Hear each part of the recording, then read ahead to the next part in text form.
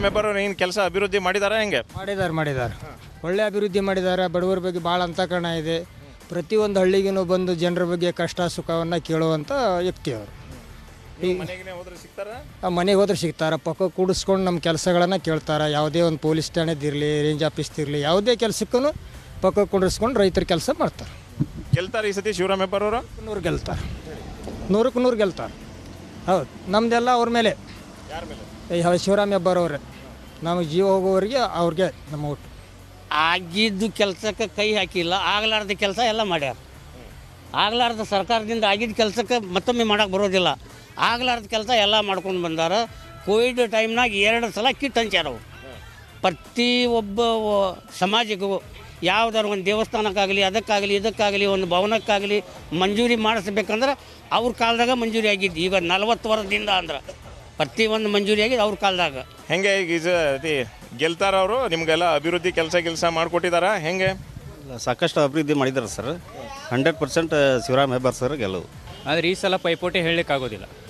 ನಾನು Congress, JDS, BJP 3 ಸೇರಿದ್ದಾವೆ. ಯಾರ್ಯಾರು ಆಗ್ತದೋ ಹೇಳಲಿಕ್ಕಾಗೋದಿಲ್ಲ. ಎಲ್ಲ ಕೊಟ್ಟಿದ್ದಾರೆ, ಎಲ್ಲ ಚಲೋ ಐತಿ. ರೋಡ್ ಮತ್ತು ರೋಡಿಗೆ ಇನ್ನೂ ಸರಿ ಬರೋಂತೈತಿ.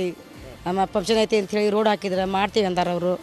15 ತಾರೀಕಿಗೆ ಮಾಡ್ತೀವಿ, 15ಗೆ ಹೋಗ್ತೀವಿ, ಈಗ 16 ತಾರೀಕಿಗೆ ಮಾಡಬಹುದು. ಹಳ್ಳಿ ಕಡೆ ಎಲ್ಲ ಹೆಂಗಿದೆ ವಾತಾವರಣ? ಕಾಂಗ್ರೆಸ್ BJP ನಡುವೆ ಹೆಂಗಿದೆ? ಬರೋದು BJPನ ರೀ, ಬರೋದು BJPನ. ಅಭಿವೃದ್ಧಿ ಆಗಿದೆ, ಚೆನ್ನಾಗಿ ಮಾಡಿದ್ದಾರೆ.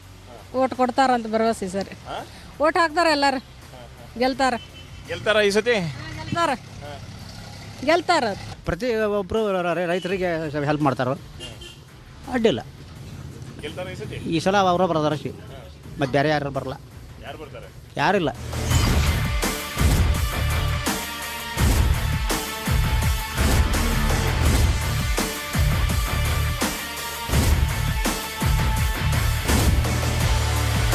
ಇವತ್ತು ಅವ್ರನ್ನ ಕಳಿಸಿದ್ದಕ್ಕೆ ನಿಜವಾಗ್ಲೂ ನಮ್ಗೆ ನಾವು ನಿರೀಕ್ಷೆ ಇಟ್ಕೊಂಡಿಲ್ಲ. ಈ ಮಟ್ಟಕ್ಕೆ ಅವರು ಬೆಳವಣಿಗೆ ಮಾಡ್ತಾರಂತೇಳಿ. ಮುಡವ ಟೌನನ್ನಂತೂ ಸಿಕ್ಕಾಪಟ್ಟೆ ಬೆಳವಣಿಗೆ ಮಾಡಿದ್ರು.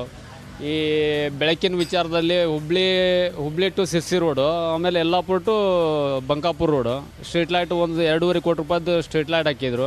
ಅಂದುಕೊಂಡಿದ್ದಕ್ಕಿಂತ ಹೆಚ್ಚು ಅಭಿವೃದ್ಧಿ ಕೆಲಸ ಮಾಡಿದ್ದಾರೆ.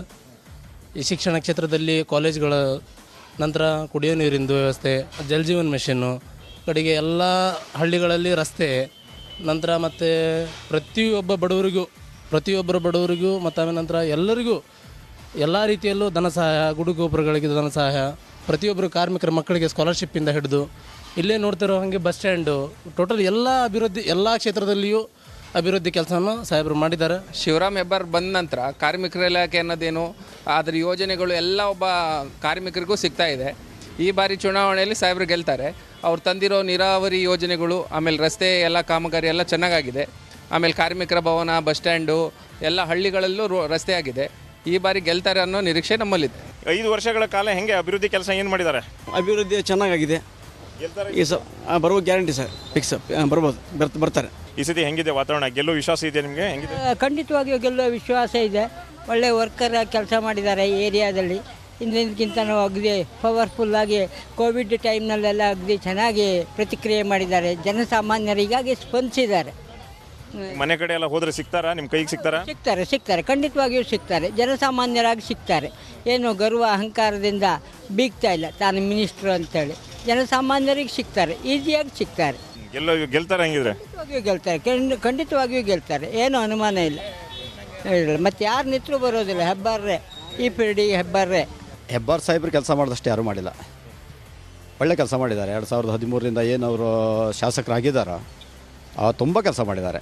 ನಮ್ಮಲ್ಲಿ ಬಸ್ ಸ್ಟ್ಯಾಂಡ್ ಇಲ್ಲಾಗಿತ್ತು, ತಹಶೀಲ್ದಾರ್ ಆಫೀಸ್ ಇಲ್ಲಾಗಿತ್ತು, ದವಾಖಾನೆ, ಹೈಸ್ಕೂಲು ಮತ್ತು ಎಲ್ಲೆಲ್ಲ ಕಡೆ ಕೆಲಸ ಮಾಡಿದ್ದಾರೆ.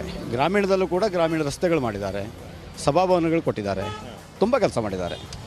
ಗೆಲ್ಲೋ ಚಾನ್ಸಸ್ ಇದೆಯಾ? ಹೆಂಗಿದೆ ಸರ್? 100ಕ್ಕೆ 100, 100. ಒಟ್ಟಾರೆ ಇದು ಯಲ್ಲಾಪುರ ಮುಂಡಗೋಡ ವಿಧಾನಸಭಾ ಕ್ಷೇತ್ರದ ಜನರ ಮನಸ್ಸಿನ ಮಾತಿನ ಅಭಿಪ್ರಾಯ.